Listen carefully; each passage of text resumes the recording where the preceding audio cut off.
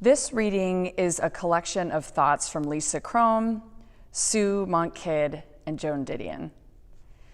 Story, as it turns out, was critical to our evolution, more so than the opposable thumb. Opposable thumbs let us hang on, but stories told us what to hang on to. Stories have to be told or they die, and when they die, we can't remember who we are or why we're here. We tell ourselves stories in order to live. If we know each other even a little bit, you know that I love stories. I believe in them. Stories are what make up our world, our community, our connections, our ideas. They weave us together like threads in a cloth. But today, I want to talk about something else, the shadow side of stories. What about when stories cause us harm, lead us to hurt each other or ourselves?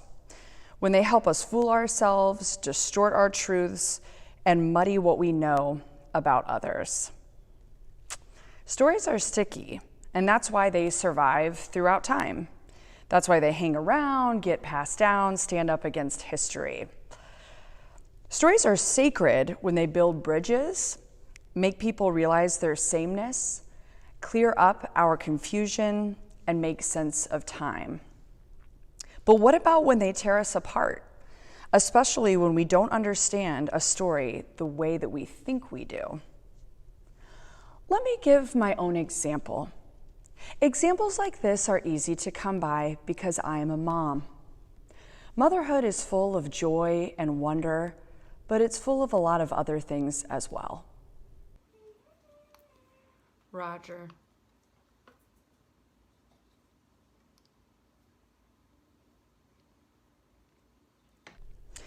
Very recently, like for maybe the last 5 months or so, I've juggled maintaining work, homeschool, summer vacation, self-care, relationships, and health. Sound familiar? I thought so. And I realize almost daily that I am making up stories about my habits and the way that I'm doing things. So it might go something like, I worked too much this morning while my kids were happily watching an hour of PBS.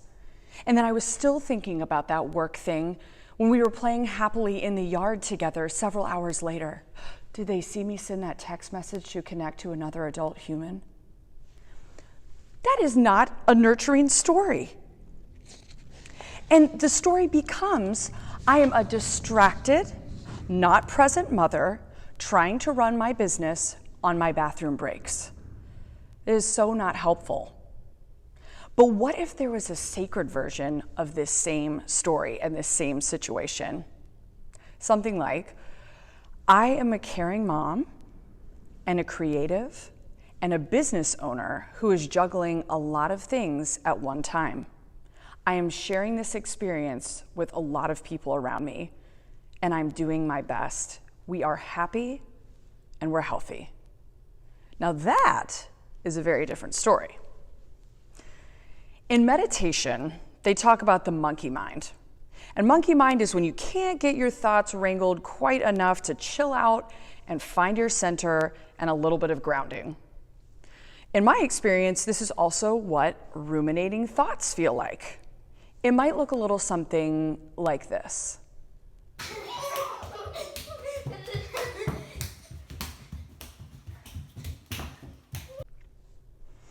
And usually, ruminating thoughts are stories, like the one I just told about myself, that I have let get way out of control and are playing on loop in my head. And when that's the case, those stories are very rarely helpful. In fact, those stories create negative beliefs. There are so many invitations to believe stories about ourselves that aren't fulfilling. In my mom world, among others of mine, there are lots of invitations to tell stories of why I should feel guilty and about all of my shortcomings.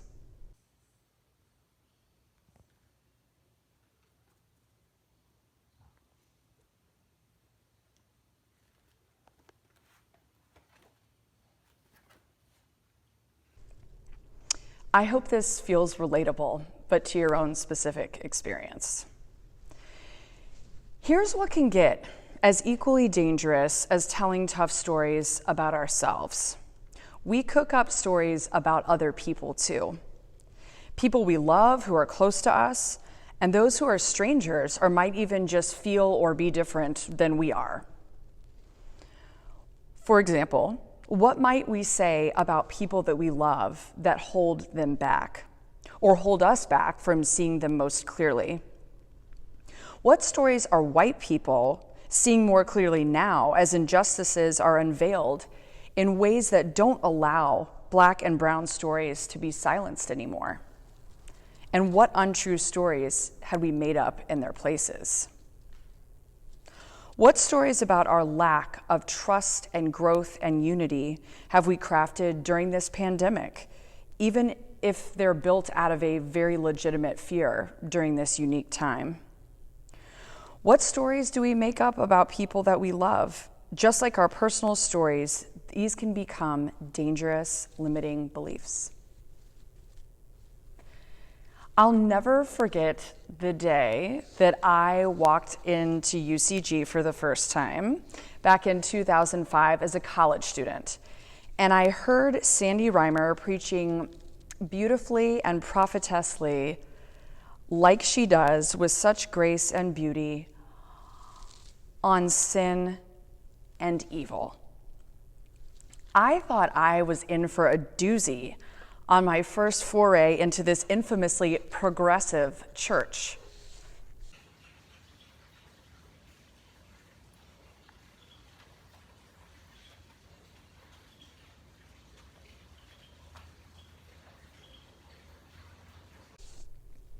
Given the stories I'd always heard about sin and evil growing up, even in the loving ways I was brought up, and what I experienced even into adulthood, I had a feeling that this service was not going to go well.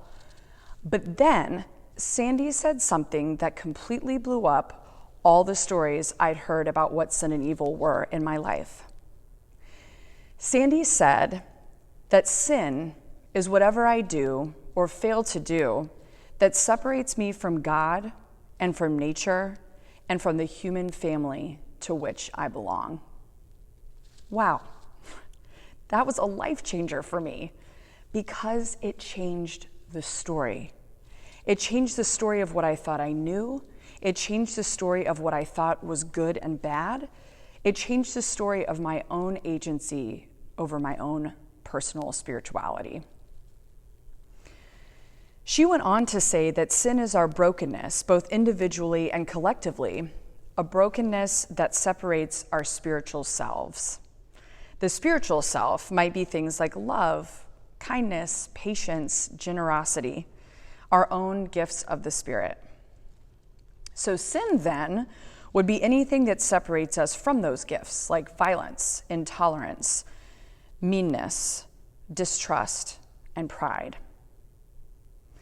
While Sandy's sermon wasn't about stories, I can't help but think of the overlaps and parallels of how we can be separated from our best selves in the same ways, through stories that hurt. When stories are based in fear, they can convince us that we or someone else can be cast aside, devalued, or even shamed. But when stories are based in love, they can show us that we can never lose connection from our divine nature. When the story is changed from something that separates us from ourselves or from others to something we can connect to, we turn stories into something more sacred. Not always easier, but more sacred. Every single faith tradition uses stories to talk about what works and what doesn't, about human connection and self-reflection. So how do we grow? What do we do about this? In our own personal practice, we can think something like this. I've been telling a story about myself or someone or something that says this. But the spiritual or sacred story I want to tell is instead this. This is like the sacred story I reframed about my mothering and my business, that example I showed earlier.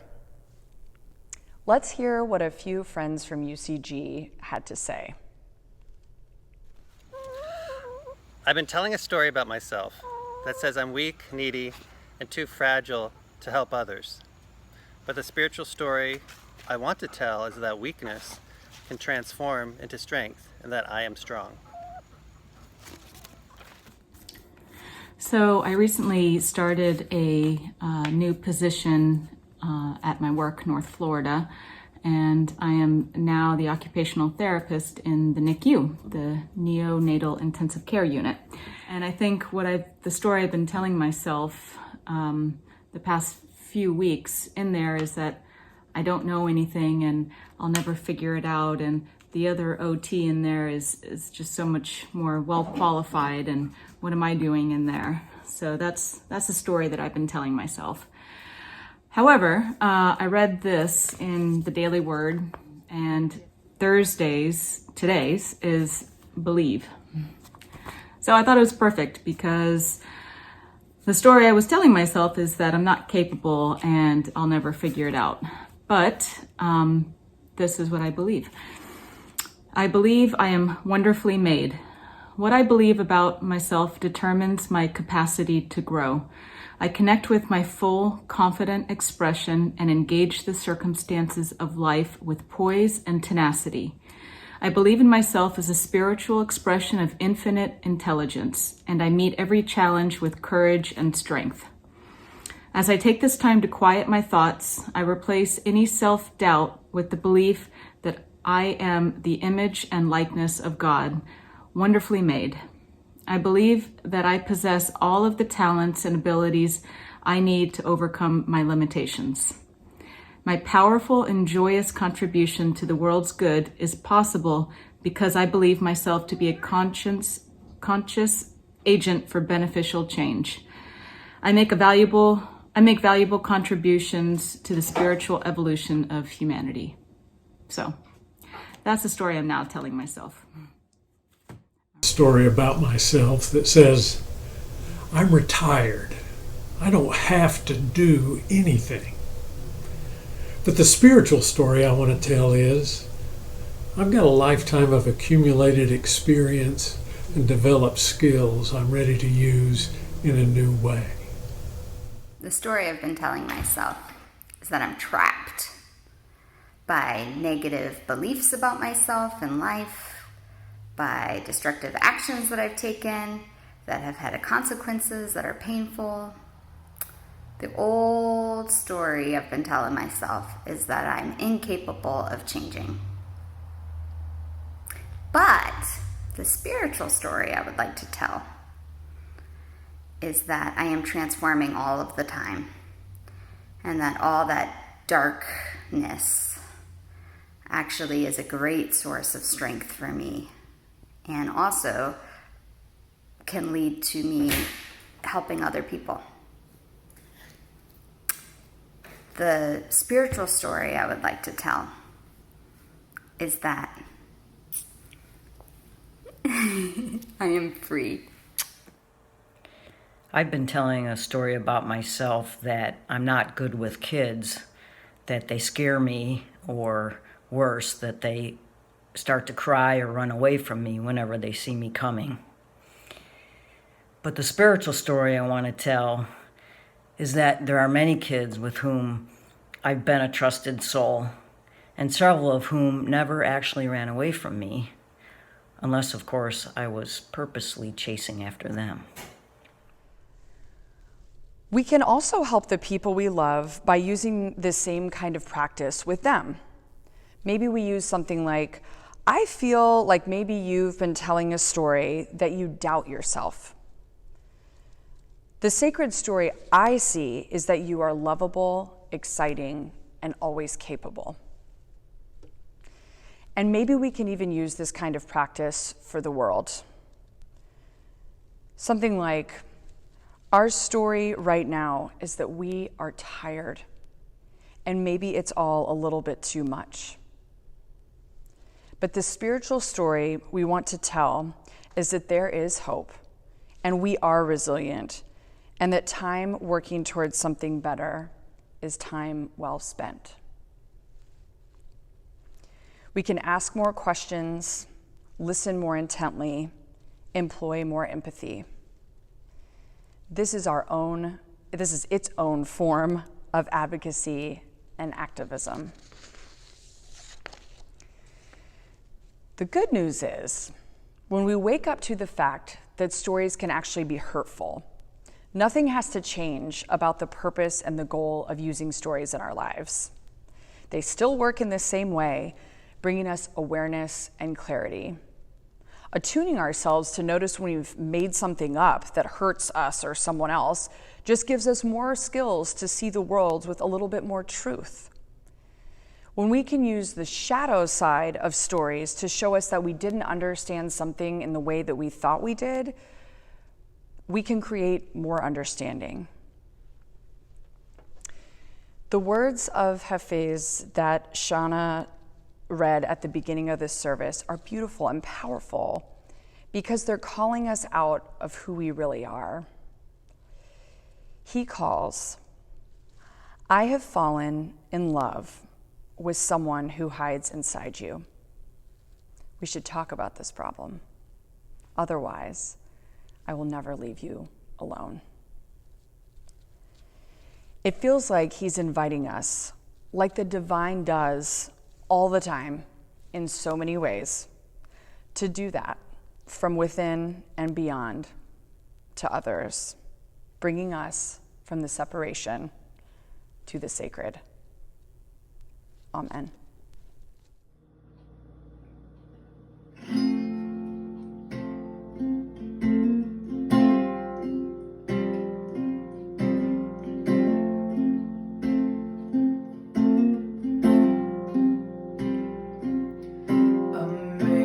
Amazing grace, how sweet the sound that saved a wretch like me.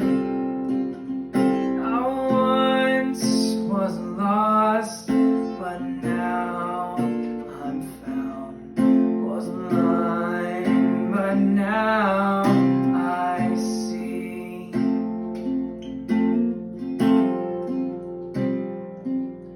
'Twas grace that taught my heart to fear, and grace my fears freely.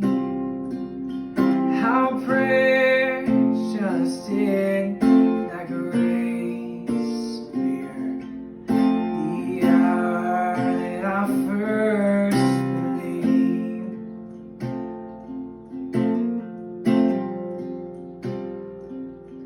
Through many dangers, toils, and snares, I have already come.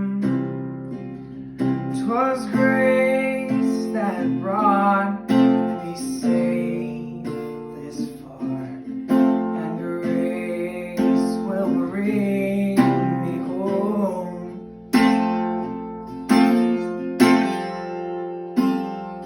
Bring me home.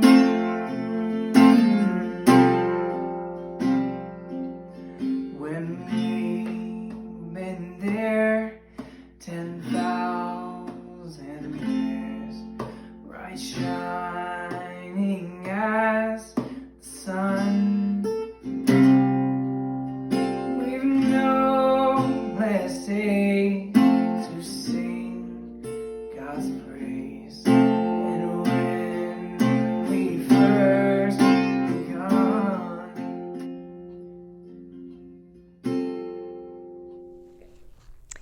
Thank you for being here, wherever you really are today, and thank you for listening. Let's write and straighten the stories that we tell. Fall in love with the beautiful creature living inside you and with the other creatures living around you. In closing, this is part of the prayer and benediction that Sandy gave at the end of that sermon 15 years ago. These words come from the St. Hilda community in Great Britain from the 1990s. God forgives you. Forgive others and forgive yourself.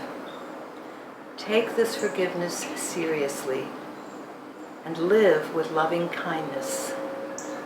Let your generosity and your compassion be the signs of your gratitude.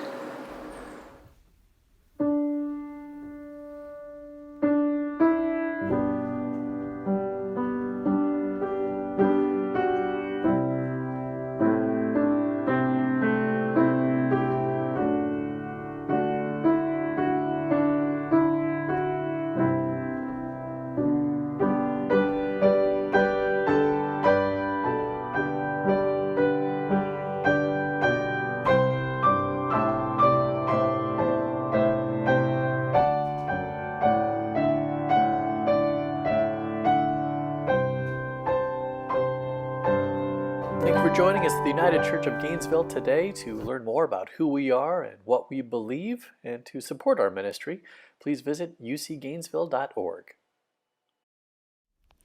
Remember to join us each Sunday at 11:15 a.m.